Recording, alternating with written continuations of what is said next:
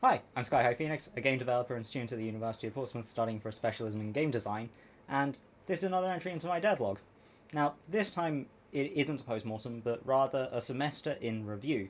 So, looking back at some of the modules, and, well, actually all of them, and just having a look about what I've done and any areas to improve on, and particularly in this case, because semester one of year one, sort of where I came into it and the progress that's been made. Starting first with game development as a module, you'll notice that the familiar Game Jam 1, 2, and 3 are on here listed. I do have separate videos that go more in depth into each of those, but what I will say for this sort of overview of the semester, having come in to a games course with no game specific experience previously, these have definitely modified that previous understanding into the game's specific context. They're also decent learning curves for working with project teams, and specifically in the case of this module, how to deal with people that don't necessarily turn up and how to avoid some of the catastrophic failures such as source control. But as I say, for these ones in particular, I've got separate videos on them. You probably want to go have a look at them if you want more details. However, then we get to the counterpart to the game development module, which is Design Studio. Because I'm a designer, I get this module. Coders, of course, Code Studio. Artists, Art Studio. Producers, Production Studio. But for Design Studio, first thing I've actually done is included the icebreaker pitch. Technically not for this module, but technically also not for any module, because it is the first task that we had as students on this course before we got into the official timetable was, okay, you've got groups of 10, you've got a week, or not even a week, a couple of days, in fact, go make a pitch. Any pitch, just go give us a game idea. So, in this sense, it was a weird experience, trying to figure out how to contact and organize 10 people to a meeting within 2 days to get a pitch sorted when you've only just made it to uni and you're still trying to figure out how the hell the university systems to communicate with people work. But in the end, we came up with quite a fun idea where, okay, it's essentially a comic little adventure where you're in a village and there's a wizard tower, of course comically drawn, so there's like the big spire and like very incompetent wizard who's trying to make all these spells each day and for a week, and somehow they always go wrong, and no matter what our protagonist does, he always gets hit by them and transformed into some new animal, which then you have to complete a mini game to get back to the wizard's tower, for example, as a fish swim up current to make it back to the river right by where the wizard is, or as a bird you've got to pick up bits of fish and chips that have been left at the beach so you can gain enough stamina to fly over, and those kinds of small fun things. And ultimately, we were the only group without a presentation set of slides with us, but I think we still managed to paint a good enough picture. It was a nice little warm-up activity in terms of, particularly as a designer, coming up with ideas, though I have to say, when you have one person in your team who is adamant on the worm game, and no idea what that is, just worm game, and you get turned into a worm, and go from there. You can see how this spirals out of that kind of idea. But definitely a bit of fun. Definitely useful to understand, okay, this is where people are thinking in terms of concepts. And also, okay, we've got a pitch out the way. We're students here now. Looking then to some of the other stuff, so some of the theory with games at play, working with teams. Admittedly, these are the kinds of elements of the design world where you don't necessarily always think about them unless you're actively looking at them in the academic context of, oh no, you do actually have to work with a team. Let's take a step back, and that's outside of your studio, and just think about what it means to interact with them. Not necessarily how to interact with them, because although that's part of it, just looking at it from, oh, yeah, this is actually the theory behind it. Definitely interesting. How much it transfers to practical application, I don't exactly have much to go on the experience on that front, but possibly something to look into in the future. But then, that working with teams plays into the World's Vegas brief assignment that we had for this module. Again, I've got a separate video for that one if you want to go more in depth on it, where me and a couple of other designers took the brief and created a Space Station Silicon Valley sequel. If you want to figure out how that happened, go watch the video. But it was also a decent exercise in just creating a pitch. Admittedly, our understanding of the sort of product viability and financials on that front still needs work, but fortunately that's a second year module where it seems like we'll have the opportunity to really focus in and hone on that skill on top of the design. But relatively happy with how we managed to moderate the pitch length, and we only ran over by about 5 minutes. And then the fact that the presentation that we ended up giving, I think it was probably the best out of the group, if I can say so myself, and pretty much hit all the main points.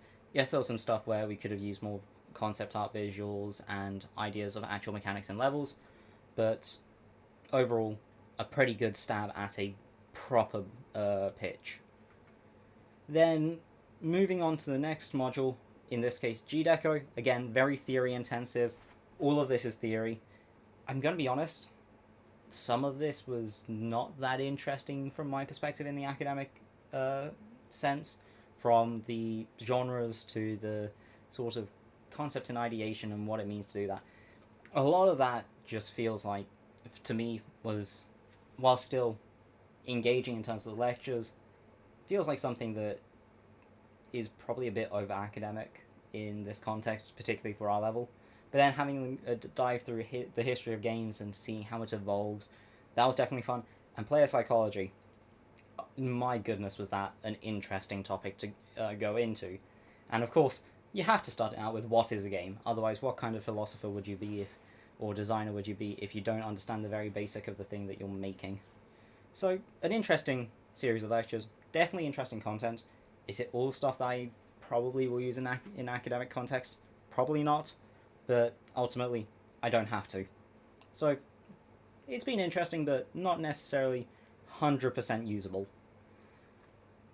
Then we have FOMOD, or 3D modelling, for those of you who don't know module codes at the University of Portsmouth, which is probably a lot of you. But then, the main thing for here is a series of workshops learning how to 3D model. Now, I came into this course knowing nothing about 3D modelling, like zero. And to go from that to a position where I'm able to animate a admittedly primitive model of a sleigh by Workshop 6, ready for Christmas, where I've been using booleans, I've been using splines, I've been using lofting, I can animate it now. It's been an interesting experience. It's been a fun set of workshops as well, and the content seems to be quite engaging actually, which is a surprise given how I was expecting this to probably be one of the more annoying modules when I first arrived here, but it seems to be quite the opposite. It's actually one of the more fun modules in terms of getting hands-on and getting those models made, and it's definitely been effective. Now, is my use of the techniques the most complex? No. I still need to improve on understanding the minutiae of it all, but I mean, it says something when I'm more comfortable with using NURBS than edit poly, that I probably have something missing that hasn't clicked in my brain yet. But again, these are the workshops. There's an artifact in TB2, or Semester 2, where essentially I just have to go make something, where a lot of this, hopefully, when I get to sit down and do longer sessions of just modelling, without the worry of other elements playing into it yet, where hopefully these skills can be refined, but as of current, a decent step forward, namely going from 0 to able to use the techniques required, and also just having some fun along the way. Then we have CSGO, coding and scripting for games. Now there's two parts of this one. First of all, there's a series of workshops, similar with 3D modeling. There have been 6 workshops so far. Now, coming from a background where I have done coding before, these were easy, I'm going to be honest. All of them were done in like half an hour of actual coding, and then there's just the bits where, okay, how do I document this? How do I make sure that I've understood the brief right, and is it actually this simple? Turns out, yes, it is actually that simple, and documentation is actually quite easy when you just take screenshots of the little bits of code that you've made and add them with a little caption saying what you've done and why you've done it that way. So, in that sense, it's probably the simplest module for me, and that's also roughly what I was expecting. So, no surprises there. But then there's also a second bit, which I've actually included into this one, though technically it's at the start TB2, into this review, which is the assessments. The first assessment for CSGO, which is a exam, quote unquote. It felt pretty easy. Yeah, there was probably it was pretty stupid for the main question where I lost marks on that one. But then again, that was me more misreading the confines of the question than actual understanding, because I over-applied the concept in the question. So, yeah, it's always annoying when you come in all confident and then you get a reality check like that, but overall, relatively simple.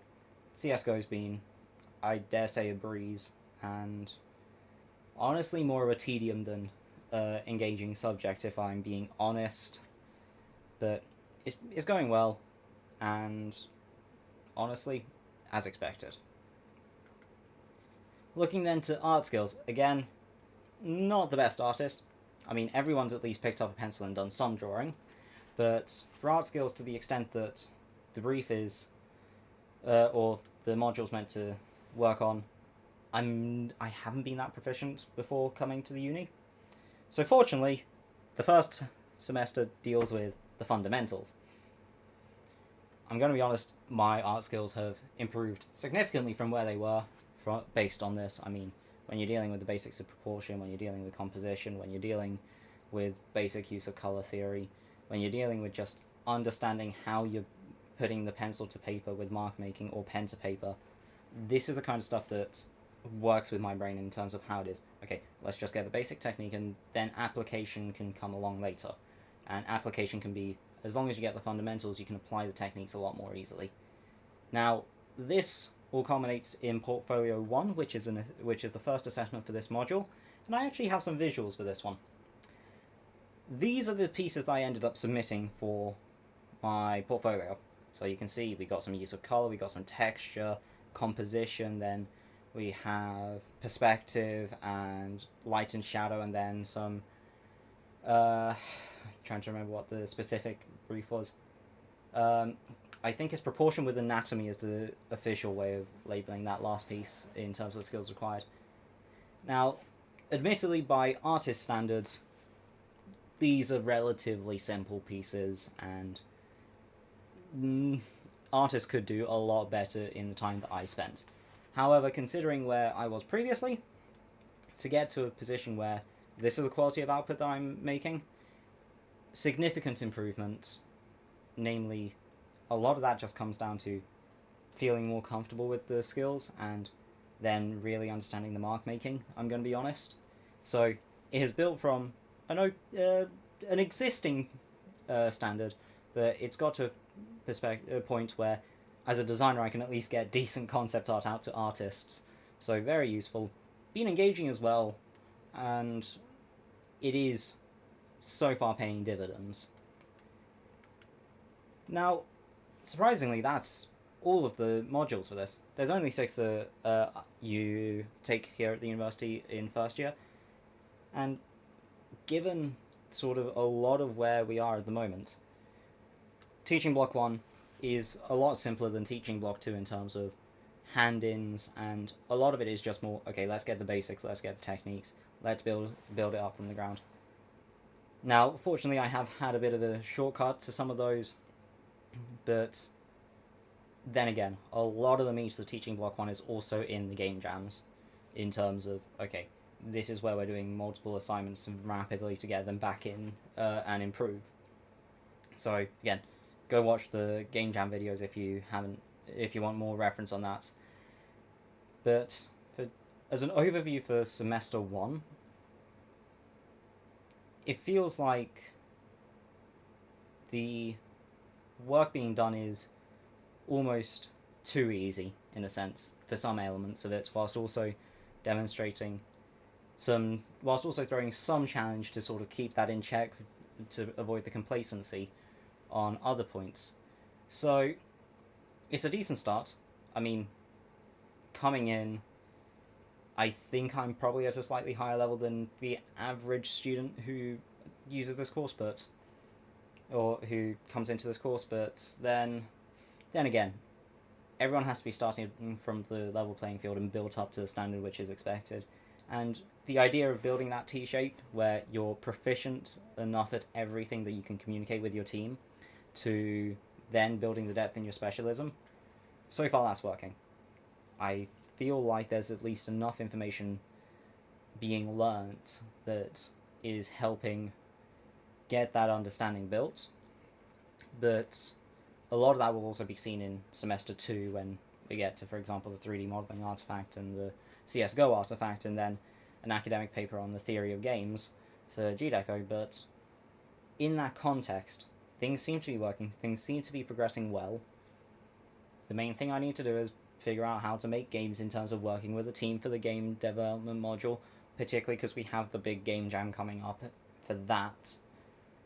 But ultimately, a lot of that is just, okay, let's get the practice with the people skills. Let's learn how to be a designer and really nail in on that design element. Beyond that, things are going well. And ultimately, to see how things go in semester 2, I'll catch you then.